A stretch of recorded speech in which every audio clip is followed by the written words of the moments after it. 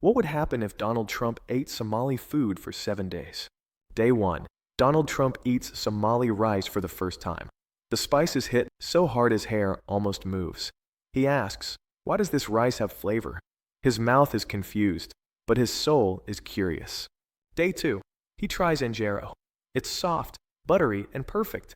He looks at pancakes and says, "You lied to me my whole life." He asks for more and calls it very elegant bread. Day 3.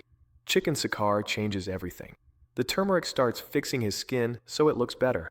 He checks the mirror and says, "Wow, natural glow. Amazing." Day 4.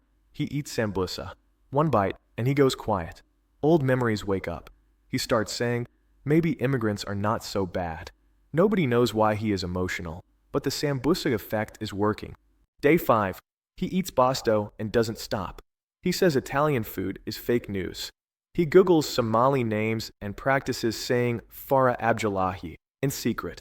And he will start calling his wife Halima Abdullahi to sound more like Somali wife and changing Minnesota to Mogadishu. Day 6. He drinks Shah and feels powerful.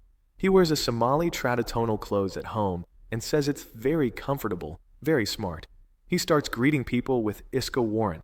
How are doing? Day 7. Donald Trump arrives wearing traditional Somali clothes, drinking Somali tea, and smiling. He says, "Nobody eats Somali food better than me, believe me." His hair is calm. His heart is calm.